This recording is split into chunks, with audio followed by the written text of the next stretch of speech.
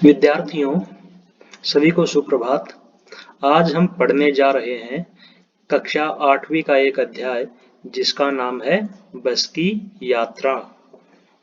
विद्यार्थियों, इस अध्याय के लेखक हैं हरिशंकर परसाई, जो हिंदी के एक महानतम व्यंग्यकार लेखक हैं। विद्यार्थियों, इस अध्याय के माध्यम से हरिशंकर परसाई ने भारत में यातायात की व्यवस्था पर निशाना साधा है। विद्यार्थियों, इस अध्याय में 5 मित्र हैं।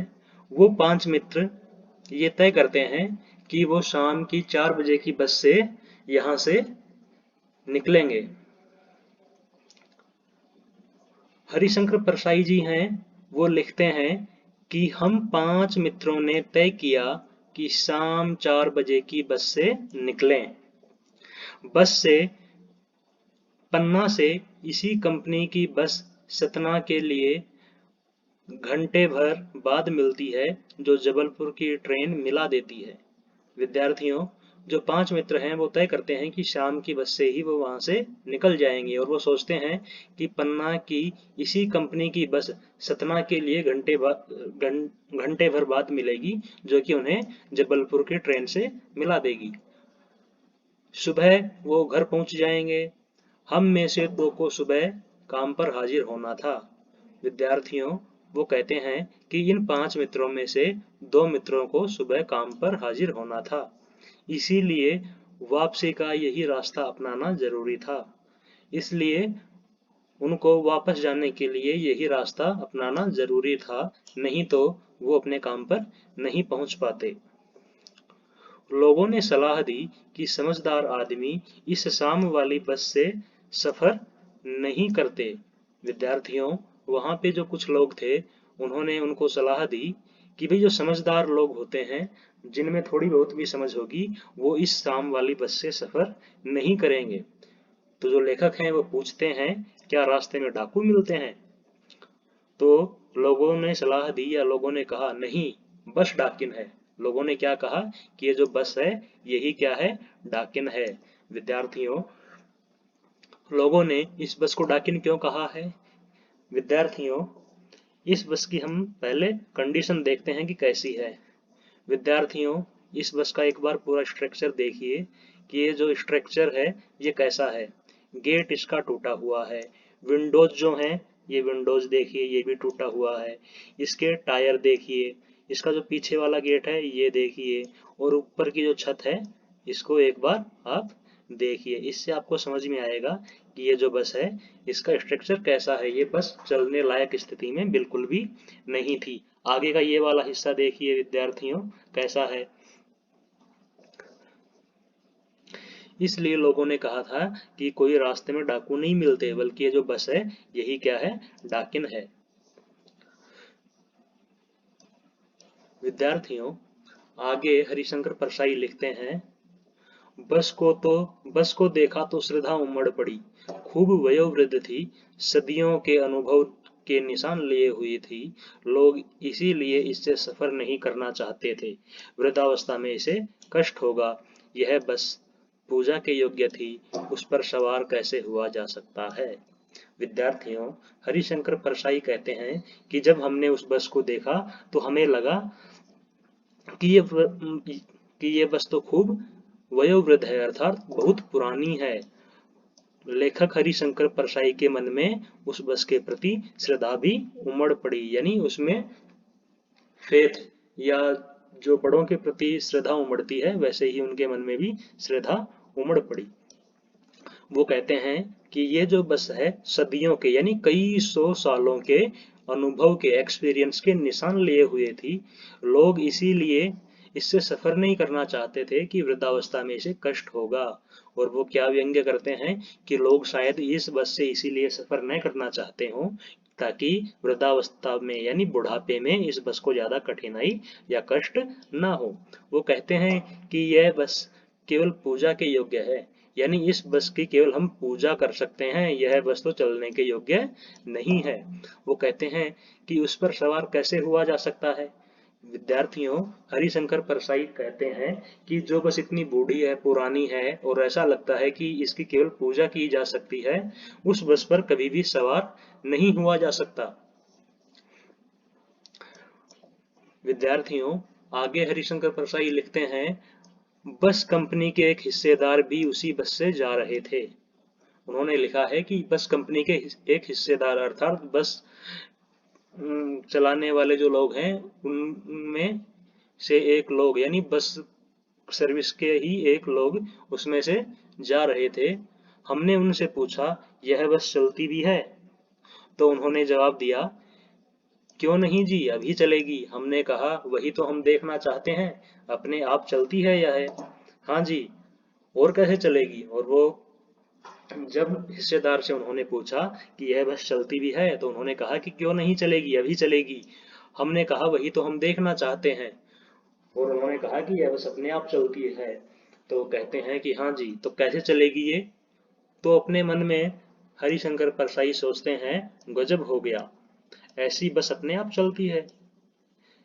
हरिशंकर परसाई सोचते हैं कि ये तो आश्चर्य वाली बात है कि ऐसी खचाड़ा बस जो चलने की अवस्था में बिल्कुल नहीं है, और उसके लिए हिस्सेदार साहब कह रहे हैं कि यह तो अपने आप चलती है।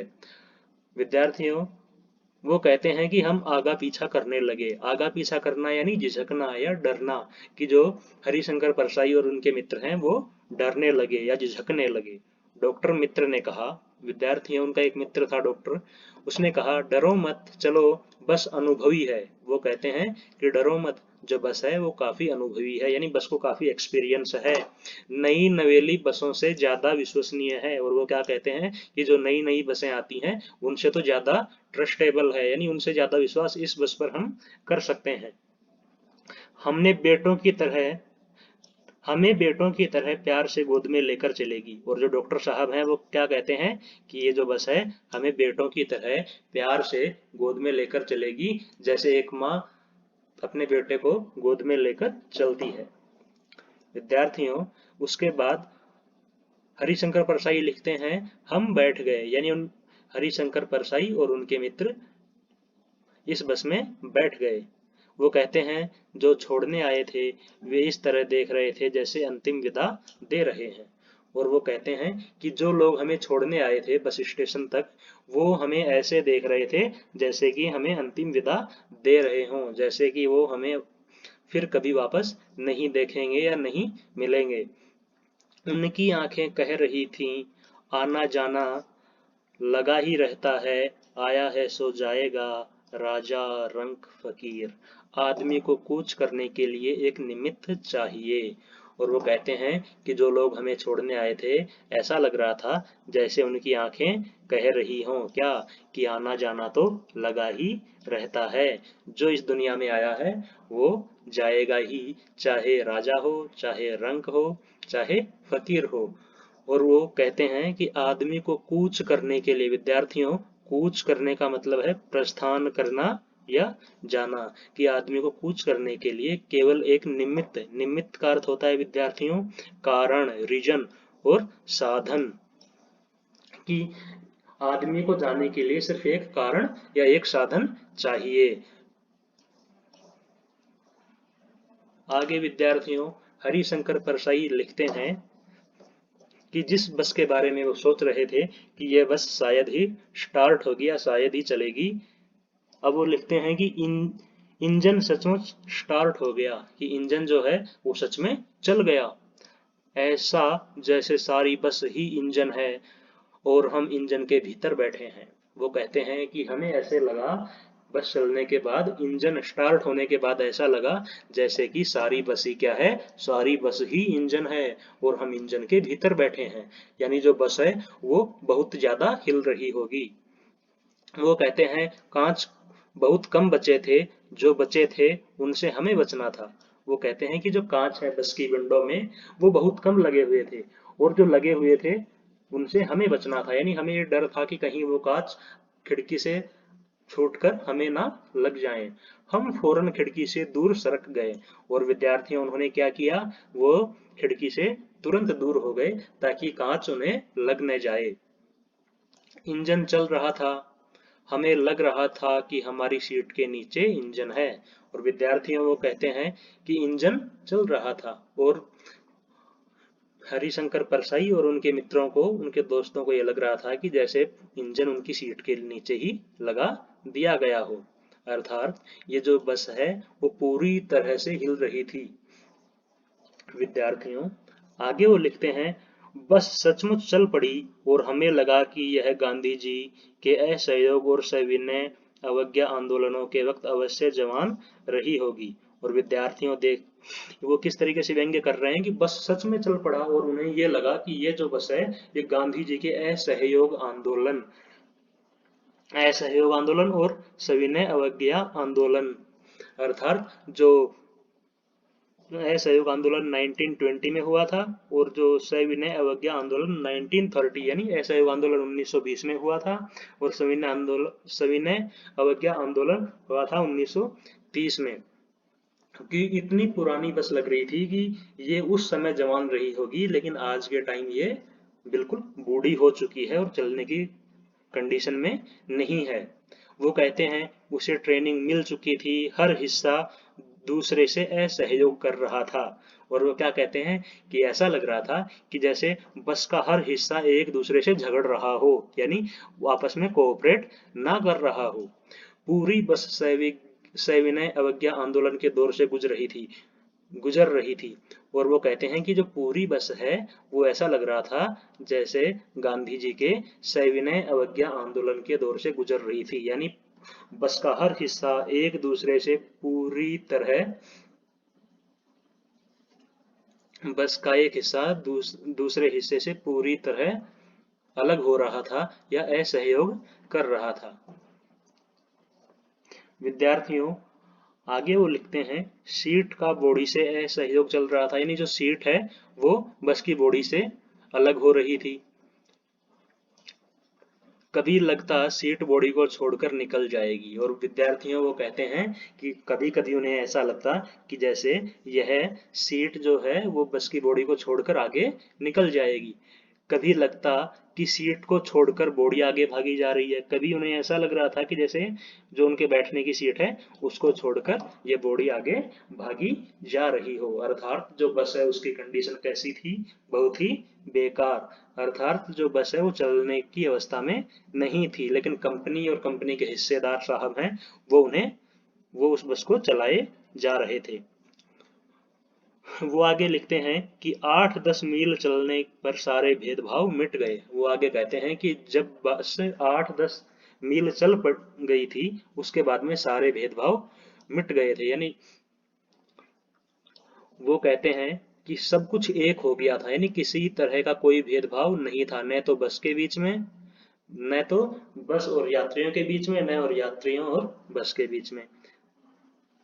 वो आगे लिखते हैं कि यह समझ नहीं आता था कि हम सीट पर बैठे हुए हैं या सीट हम पर।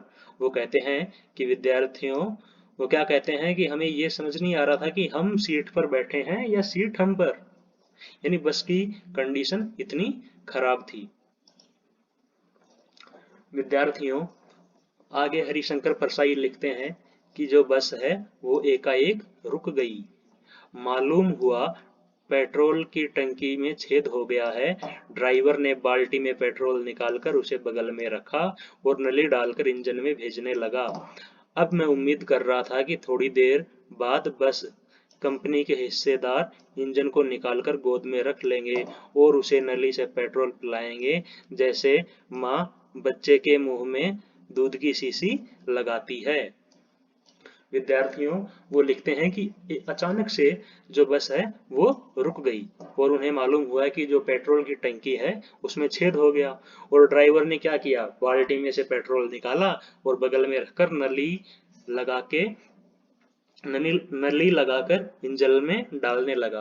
तो अब हरिशंकर परसाई हैं वो व्यंग्य करते हैं कि थोड़ी ही देर बाद मुझे ऐसे लगने लगा कि जैसे कंपनी के हिस्सेदार इंजन को निकालकर गोद में रख लेंगे, यानी पूरा इंजन अपनी गोद में रखेंगे और उसे नली से पेट्रोल पिलाएंगे, जैसे कि एक माँ अपने बच्चे को मुंह में दूध की शीशी लगाती है, यानी एक माँ जिस तरह शीशी से अपने बच्चे को दूध पिलाती है, ठीक उसी तरह हिस्सेदार साहब हैं इंजन को अपनी गोद में रखकर उसे नली से पेट्रोल पिलाएंगे।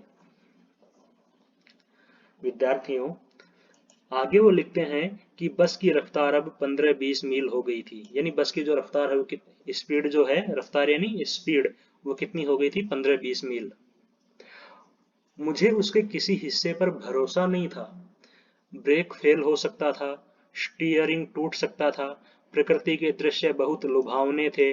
दोनों तरफ हरे भरे पेड़ थे जिन पर पक्षी बैठे थे। मैं हर पेड़ को अपना दुश्मन समझ रहा था। जो भी पेड़ आता, डर लगता कि इससे बस टकराएगी। वह निकल जाता तो दूसरे पेड़ का इंतजार करता। झील दिखती तो सोचता कि इसमें बस गोता लगा जाएगी। विद्यार्थियों, वो लिखते हैं कि अब बस की स्पीड कितनी हो गई थी, 15-20 मील। और जब 15-20 मील स्पीड हो गई तो लेखक लिखते हैं कि मुझे उसके किसी भी हिस्से पर भरोसा नहीं था और मुझे ऐसा लग रहा था कि जैसे ब्रेक फेल हो सकता है, स्टीयरिंग टूट सकता है। और जो हरिशंकर परसाई हैं वो लिखते हैं कि बस के बाहर जो प्राकृतिक नज़ारे हैं, यानी जो सीनरी है, वो बहुत ही लुभावनी लग रही थी और दोनों तरफ हरे भरे पेड़ थे जिन पर बहुत से पक्षी बैठे हुए थे। और विद्यार्थियों, वो लिखते हैं कि मैं हर पेड़ को अपना दुश्मन समझ रहा था। जो भी पेड़ आता, डर लगता कि बस इससे टकरा जाएगी। वो कहते हैं कि मैं हर पेड़ को अपना दुश्मन मान रहा था क्योंकि मुझे ये डर था कि अब ये बस कभी भी किसी भी पेड़ से टकरा जाएगी। जब एक बार एक पेड़ निकल जाता तो वो दूसरे पेड़ का इंतजार करते और उन्हें डर लगा रहता कि कहीं ये बस दूसरे पेड़ से ना टकरा जाए। जब उनको झील दिखाई देती तो उन्हें ऐसा लगता कि जैसे यह बस इस झील में गोता लगाएगी। विद्यार्थियों, गोता लगाने का मतलब है छलांग लगा देगी या इसमें कूद जाएगी। इसके बाद विद्यार्थियों, वो लिखते हैं एकाएक फिर बस रुकी, कि अचानक से फिर क्या हुआ, बस रुक गई। ड्राइवर ने तरह तरह की तरकीबें की पर वह चली नहीं। वो कहते हैं कि ड्राइवर ने तरह तरह के तरीके अपनाए। तरकीब यानी होती है, क्या होता है, तरीके। कि जो ड्राइवर है उसने तरह तरह के तरीके किए लेकिन बस चल नहीं रही थी, यानी बस वहीं पे रुक गई। सविनय अवज्ञा आंदोलन शुरू हो गया था, यानी अब वो कहते हैं कि क्या हो गया था, सिविल डिसोबीडियंट मूवमेंट जो चला था 1930 में, वो ऐसा लग रहा था जैसे इस बस के साथ में फिर से शुरू हो गया हो या इस बस ने फिर से शुरू कर दिया हो। कंपनी के हिस्सेदार कह रहे थे, बस तो फर्स्ट क्लास है जी, बस यह इत्तेफाक की बात है। और जो कंपनी के हिस्सेदार थे, यानी कंपनी के जो पार्टनर थे, वो कहते हैं कि ये बस तो एकदम बढ़िया है, फर्स्ट क्लास है, प्रथम श्रेणी की बस है। बस ये तो इत्तेफाक की बात है कि ऐसा हो गया, यानी वो ये कहना चाहते थे कि ऐसा कभी होता नहीं है, पता नहीं ही आज ही ऐसा क्यों हुआ। विद्यार्थियों, आगे हरिशंकर परसाई लिखते हैं कि क्षीण चांदनी में वृक्षों की छाया के नीचे वह बस बड़ी दयनीय लग रही थी। लगता जैसे कोई वृद्धा थक कर बैठ गई हो। हमें ग्लानि हो रही थी कि बेचारी पर हम लदकर चले आ रहे हैं। अगर इसका प्राणांत हो गया तो इस बियावान में हमें इसकी अंत्येष्टि करनी पड़ेगी। विद्यार्थियों, वो कहते हैं कि क्षीण क्षीण यानी कमजोर, चांदनी यानी कमजोर, मतलब चांद की जो कमजोर रोशनी है या कम रोशनी है, उसमें वृक्षों की छाया के नीचे जो बस है वो बड़ी ही दयनीय लग रही थी, अर्थात दया करने लायक, उसकी हालत बहुत ही खराब थी। और हमें ऐसा लग रहा था जैसे कोई वृद्धा यानी कोई बूढ़ी औरत थक कर पेड़ के नीचे बैठ गई हो। हमें ग्लानि हो रही थी, अर्थात हमें दुख हो रहा था कि हम इस बेचारी बूढ़ी बस पर हम लदकर चले आ गए, यानी लदकर चले आ रहे हैं। वो कहते हैं कि हमें ये डर था कि कहीं इसका प्राणांत हो गया, तो इस बियावान, बियावान यानी ऐसी जगह जहाँ पे कोई नहीं रहता हो, वो कहते हैं कि हमें इस बात का डर था कि अगर इस बस का प्राणांत हो गया, यानी ये जो बूढ़ी बस है ये मर गई, तो हमें इसकी अंत्येष्टि यानी अंतिम संस्कार भी करना पड़ेगा। तो विद्यार्थियों देखो कितनी दयनीय स्थिति वाली बस में वो सफर कर रहे थे। आगे वो लिखते हैं, हिस्सेदार साहब ने इंजन खोला और कुछ सुधारा, बस आगे चली, उसकी चाल और कम हो गई थी। वो कहते हैं कि हिस्सेदार साहब जो थे, कंपनी के हिस्सेदार, उन्होंने ये उसका इंजन खोल दिया और उसमें कुछ सुधार किया, फिर बस आगे चली और उसकी चाल और कम हो गई थी, यानी बस अब और धीरे धीरे चल रही थी। अब वो कहते हैं, आगे लिखते हैं कि धीरे धीरे वृद्धा की आंखों की ज्योति जाने लगी। और वो कहते हैं कि धीरे धीरे वृद्धा, वृद्धा यानी बूढ़ी औरत, बूढ़ी औरत किसे कहा है उन्होंने, बस को, कि ऐसा लग रहा था कि जैसे धीरे धीरे वृद्धा की यानी इस बूढ़ी बस की, पुरानी बस की आंखों की ज्योति यानी आंखों की रोशनी जाने लगी, यानी उसके आगे की जो हेडलाइट है वो उन्होंने काम करना बंद कर दिया होगा या उससे कम रोशनी निकल रही होगी। वो आगे कहते हैं, चांदनी में रास्ता टटोल कर वह रेंग रही थी, आगे या पीछे कोई गाड़ी आती दिखती तो वह एकदम किनारे खड़ी हो जाती और कहती, निकल जाओ जाओ बेटी, अपनी तो वह उम्र ही नहीं रही। वो कहते हैं कि जब भी बस को कोई आगे या पीछे से गाड़ी आती हुई दिखाई देती तो क्या करती, बस एक तरफ किनारे में खड़ी हो जाती और ऐसा लगता है हरिशंकर परसाई को जैसे वो उनसे कहती हो कि निकल जाओ बेटी, अब तो वह उम्र ही नहीं रही, यानी अब तो मेरी उम्र हो गई है। एक पुलिया के ऊपर पहुंचे ही थे कि एक टायर फिस करके बैठ गया। वो कहते हैं कि हम एक पुलिया के ऊपर पहुंचे थे कि एक टायर जो है वो फिस करके यानी टायर फूट गया और वो बैठ गया। वह बहुत जोर से हिलकर थम गई और जो बस है वो बहुत जोर से हिली और वहीं पर रुक गई। अगर स्पीड में होती तो उछलकर नाले में गिर जाती। वो कहते हैं कि अगर ये बस स्पीड में होती तो उछलकर नाले में गिर जाती। अच्छा हुआ कि इस बस की स्पीड कम थी। आगे वो कहते हैं, मैंने उस कंपनी के हिस्सेदार की तरफ पहली बार श्रद्धा भाव से देखा, यानी जो कंपनी के हिस्सेदार थे, कंपनी में जो पार्टनर थे, उनकी तरफ लेखक ने पहली बार श्रद्धा भाव से देखा। अब उनके प्रति उनका श्रद्धा भाव क्यों बढ़ाया, आगे देखिए वो क्या कहते हैं। वो कहते हैं, वह टायरों की हालत जानते हैं फिर भी जान हथेली पर लेकर इसी बस से सफर कर रहे हैं। वो कहते हैं कि उनको पता था कि ये बस है उसकी हालत कैसी है, उनको टायरों का पता था कि जो उनके टायर हैं वो कैसे हैं, लेकिन फिर भी वो जान हथेली पर रखकर इस बस से लोगों को भी सफर करवा रहे थे और खुद भी सफर कर रहे थे। वो कहते हैं कि उत्सर्ग यानी त्याग या बलिदान की ऐसी भावना दुर्लभ है, यानी हर किसी में नहीं होती, कि ऐसी जो उत्सर्ग की यानी बलिदान की जो भावना है वो हर किसी में नहीं होती। और ये भावना किसमें थी, कंपनी के हिस्सेदार में। सोचा, इस आदमी के साहस और बलिदान भावना का सही उपयोग नहीं हो रहा है। और वो क्या सोचते हैं कि इस आदमी का जो साहस है, बलिदान की भावना है, उसका सही उपयोग नहीं हो रहा है, इसे तो किसी क्रांतिकारी आंदोलन का नेता होना चाहिए। और वो क्या कहते हैं कि इस आदमी को किसी ना किसी मूवमेंट का, किसी ना किसी क्रांतिकारी आंदोलन का नेता बनना चाहिए। अगर बस नाले में गिर पड़ती और हम सब मर जाते तो देवता बाहें पसारे उसका इंतजार करते, कहते, वह महान आदमी आ रहा है जिसने एक टायर के लिए प्राण दे दिए पर मर गया पर टायर नहीं बदला। विद्यार्थियों, हरिशंकर परसाई जी कहते हैं, अगर बस नाले में गिर जाती तो रिजल्ट क्या होता, परिणाम क्या होता उसका, कि वो सब मारे जाते। और जब देवता है यानी मृत्यु के देवता यमराज बाहें पसारे उसका इंतजार करते, जब मृत्यु के देवता यमराज कंपनी के हिस्सेदार का इंतजार करते तो वो क्या कहते, ऐसी वो कल्पना करते हैं कि वो कहते कि वह महान आदमी आ रहा है जिसने एक टायर के लिए प्राण दे दिए, मर गया पर टायर नहीं बदला। अर्थात वो हरिशंकर परसाई उस कंपनी के हिस्सेदार पर व्यंग्य साध रहे हैं यानी निशाना साध रहे हैं। वो कहते हैं कि उसने टायर नहीं बदला, लेकिन वह वो कहते हैं कि उसने टायर के लिए प्राण दे दिए पर टायर नहीं बदला। विद्यार्थियों आगे हरिशंकर परसाई लिखते हैं, दूसरा घिसा टायर लगाकर बस फिर चली। वो कहते हैं कि दूसरा घिसा हुआ टायर लगाकर बस फिर से चल दी। अब हमने वक्त पर पन्ना पहुंचने की उम्मीद छोड़ दी थी, पन्ना कभी भी पहुंचने की उम्मीद छोड़ दी थी। वो क्या कहते हैं कि अब हमने ये उम्मीद छोड़ दी थी कि हम पन्ना पहुंच पाएंगे, और हमने ये भी उम्मीद छोड़ दी थी कि कभी हम वक्त पर पहुंचेंगे। वो कहते हैं कि पन्ना क्या, कहीं भी कभी भी पहुंचने की उम्मीद छोड़ दी थी। और वो कहते हैं कि हमने पन्ना ही नहीं, हमने तो ये भी उम्मीद छोड़ दी थी कि हम कहीं पहुंच पाएंगे। लगता था जिंदगी इसी बस में गुजारनी है, और इससे सीधा उस लोक को प्रयाण कर जाना है। और वो क्या कहते हैं कि अब तो यूं लग रहा था कि जैसे ये हमारी जो जिंदगी है हम वो इसी बस में गुजारेंगे, और सीधे उस लोक, विद्यार्थियों ये जो लिखा है उस लोक को प्रयाण कर जाना अर्थात मर जाना।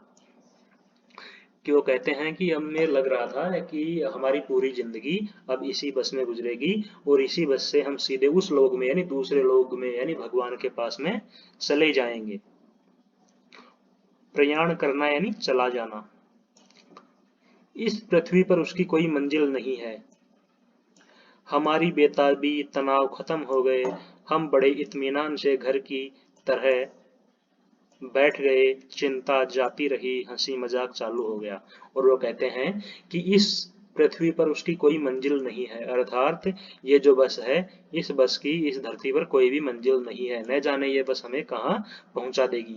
वो कहते हैं कि हमारी बेताबी यानी हमारी जो बेचैनी है, हमारा जो तनाव है अर्थात हमारी जो टेंशन है, वो सब खत्म हो गई, और हम बड़े इत्मीनान से, इत्मीनान अर्थात आराम से घर की तरह बैठ गए। हमारी चिंता जाती रही, और हमारी जो सारी टेंशन है वो हमने दूर कर ली, और हमने हंसी मजाक चालू कर दिया। तो विद्यार्थियों ये था हमारा अध्याय बस की यात्रा। विद्यार्थियों इस बस की यात्रा अध्याय में उन्होंने भारत में यातायात के साधनों पर निशाना साधा है, और उन्होंने यह निशाना एक बस के माध्यम से साधा है।